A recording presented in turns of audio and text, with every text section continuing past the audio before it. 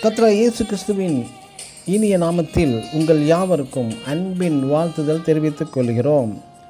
இன்று நாம் தியானத்துக்கு எடுத்துக்கொள்ள இருக்கிறதான வேத வசனம் லூக்கா எழுதின சுவிசேஷம் 10ஆம் அதிகாரம் 39ஆம் வசனம். அவள் இயேசுவின் பாதத்தருகே உட்கார்ந்து வசனத்தை கேட்டுக்கொண்டு இருந்தாள். ஆமென். இங்கு மார்த்தாள் மரியாள் என்கிற இரு சகோதரிகளின் வீட்டிற்கு இயேசு சென்று அங்கு வந்தவர்களுக்கு போதகம் செய்து கொண்டிருந்தார்.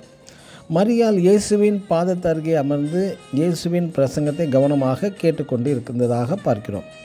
மார்த்தாள் வீட்டுக்கு இயேசு வந்தபடியால் அவள் அவரை உபசரிக்க நல்ல விருந்து பரிமாற பற்பல வேலைகளில் பிஸியாக இருக்கிறாள். ஆனால் இயேசு சொன்னது மரியாள் தன்னை விட்டுவிடப்படாத நல்ல பங்கை தெரிந்து கொண்டாள் என்கிறார் இயேசு. மற்றும் பழைய ஏற்பாட்டில் ரூத் போவாஸின் பாத தண்டையிலே இருந்தபடியால் போவாஸ் என்ற பெரிய பணக்காரன் தனது சுதந்திரவாளி.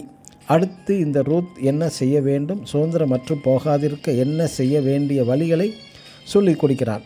இதனால் ரூத் தாவீதின் வம்சத்தில் உள்ள தாவீதின் கொள்ளுப்பாட்டியாகவே மாறிவிட்டார். பழைய ஏற்பாட்டில் கிறிஸ்தவர்களை துன்பப்படுத்தி சிறையாக்க சென்றிருந்த அலையும் அந்த சவுல் தமஸ்குவுக்கு செல்லும் வழியில் இயேசுவால் சந்திக்கப்படுகிறார். சவுல் தரையிலே விழுந்து, ஆண்டவரே, நான் என்ன செய்ய சித்தமாக இருக்கிறீர் என்று வினவினார். அப்பொழுது சவுலுக்கு தேவன் தரிசனமாகி அடுத்து சவுல் செய்ய வேண்டிய அனைத்து காரியங்களையும் எடுத்து சொன்னார். பிற்காலங்களிலே அந்த சவுல் பவுலாக மாறி கிறிஸ்து இயேசுவின் சரித்திர நாயகனாக கிறிஸ்துவின் நற்செய்தியை உலகிற்கு தைரியமாக கொண்டு சென்ற பெருமையை பெற்றவன் இந்த சவுல் என்ற பவுல்.